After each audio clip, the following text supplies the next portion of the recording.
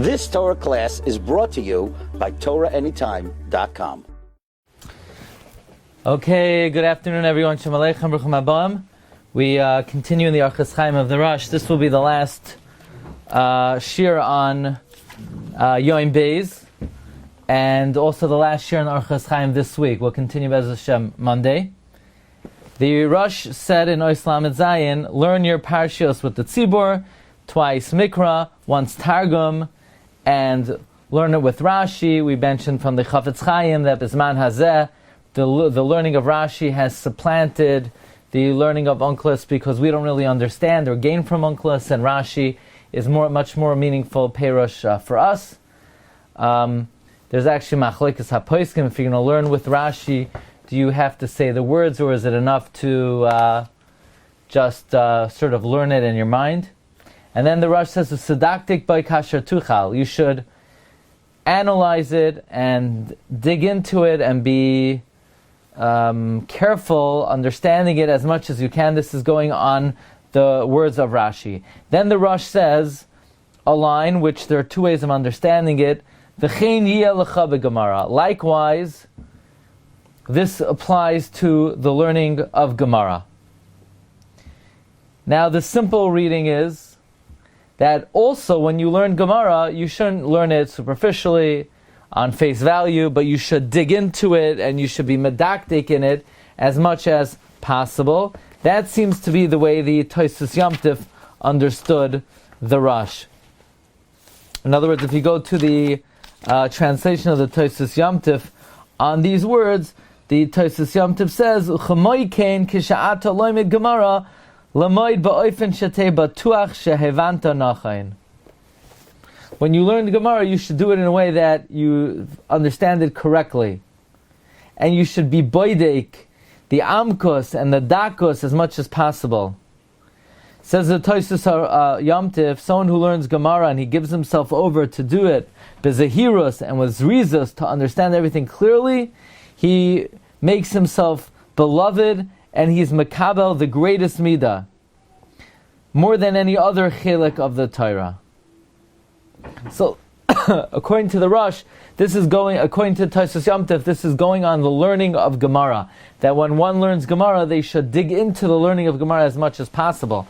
Rabbi Yerucham Levavitz, in the Hakdama to the Das Torah, he says that it's going on when you learn Rashi on the Gemara. First, the Rosh says, be medakdik in the words of Rashi, and similarly, when you learn Gemara, you should be medakdik in the words of Rashi in the Gemara, on the Gemara.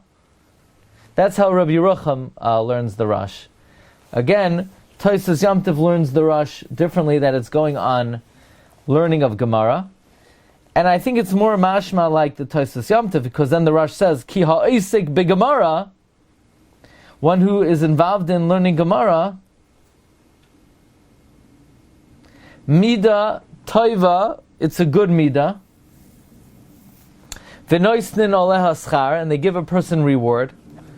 Ve'in l'cha Mida Toiva heimena, there's no greater Mida than the learning of Gemara. Utnan, and we learned in a Mishnah, Talmud Torah keneged kulam. Now this is very difficult because it almost implies that you want to hear some good things about learning Gemara, you get rewarded for learning Gemara. And what? And you don't get rewarded for learning the Orchos Chaim of the Rosh? You don't get rewarded for learning Chumash? You don't get rewarded for learning Halacha? So, what does the Rosh mean? V'noistin oleha schar.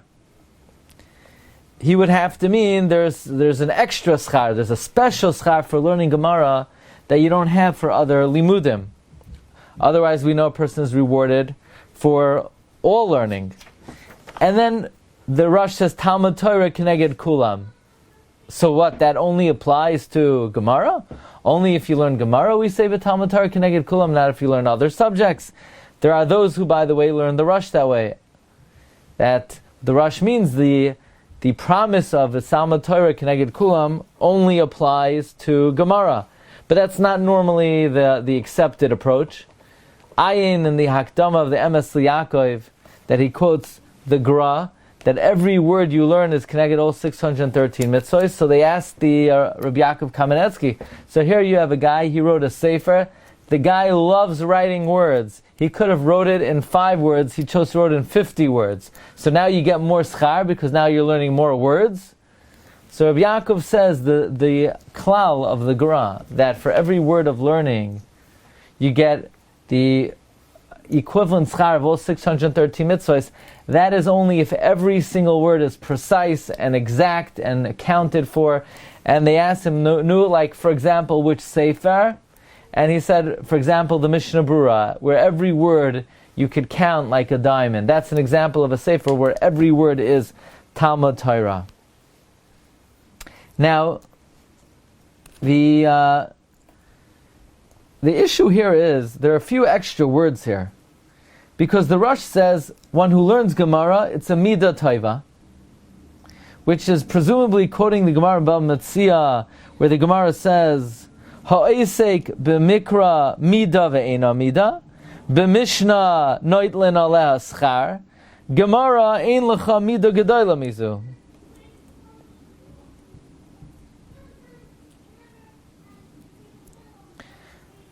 So it almost seems like the Rosh is saying that when it comes to Gemara, 3 things were said regarding it. Number 1, while when you learn Chumash, it's midah ve'ena midah. When you learn Gemara, it's a midah taiva.